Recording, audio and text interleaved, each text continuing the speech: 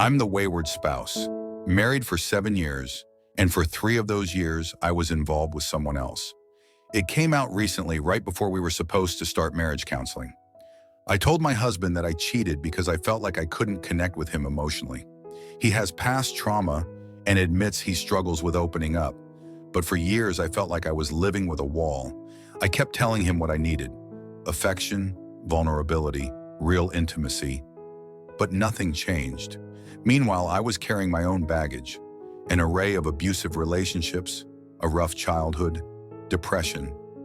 He did a lot for me in practical ways: cooked, took care of my kids, handled day-to-day things when I had the episodes. But I always felt like he wasn't really with me. That's when I crossed the line. My AP gave me what I thought I was missing: someone who listened, who expressed feelings, who made me feel wanted. At the same time, I still loved my husband and wanted our family to work.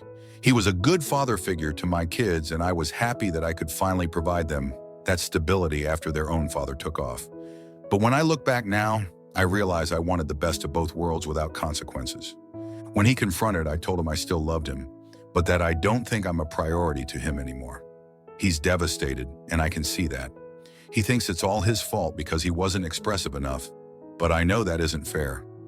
Yes, I had unmet needs, but I still shouldn't have chosen to lie and step outside the marriage. I blame him in moments when I'm defensive, but deep down I know I betrayed him in a way that's hard to ever come back from. Now we're stuck in this complicated situation with him pulling away from the kids.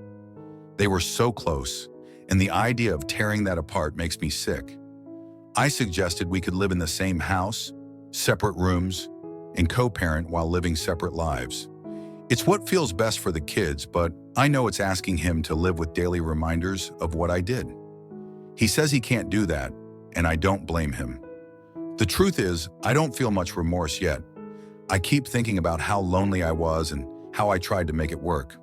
But I also know my choices were selfish and cruel, and I don't know how to undo the damage.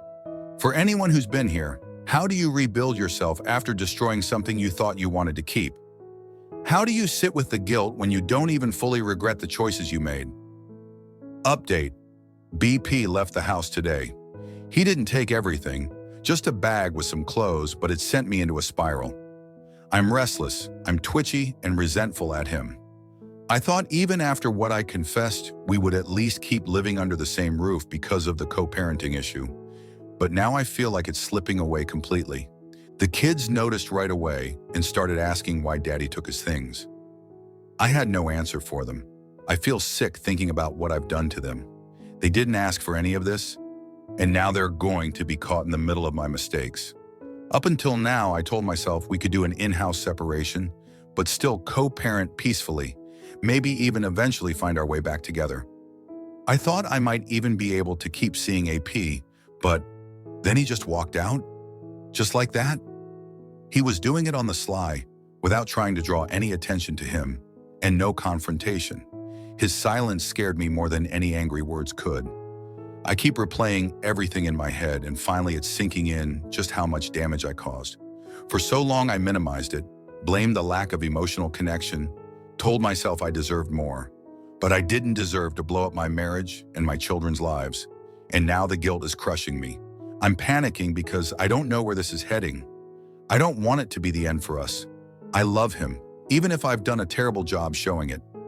I can't even reach him now. He's not answering my messages. I keep hoping it isn't too late, that we can at least sit down and talk, that maybe this separation doesn't have to be permanent. I wish I had owned up to what I did, that I had even apologized at the very least. But I really didn't anticipate this from him. I'm just mind blown. Final update: D-Day was 17 days ago. We finally talked. I was finally ready to lay everything bare. I wanted to tell him everything and apologize for everything. But he said he's hired a lawyer. My whole world feels like it's collapsing in on me. I thought there was still some space left to breathe, to maybe hold on, but he's been making plans around his exit strategy all this time. There was no warmth left in his voice, no trace of the man who used to be my safe place. Just someone who doesn't see me as worth anymore. It's extremely hard for me to believe what's happening.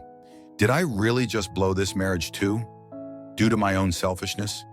When am I ever going to learn?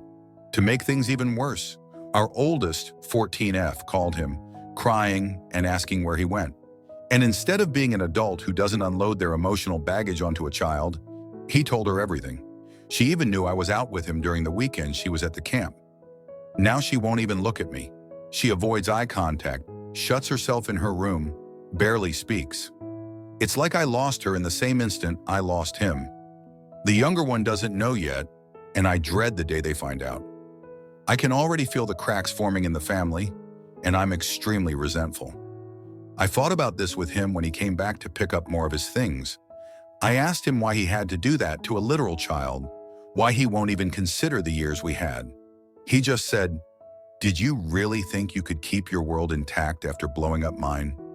So I'm no longer his world. There was no remorse in his tone, no sign he still sees me as his partner. Now I can't stop the spiral of guilt and shame. My parents were never stable. My father's alcoholism, the constant chaos, the feeling that love was always conditional.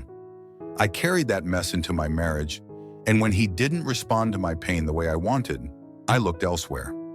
I convinced myself he was cold, that his emotional distance gave me permission.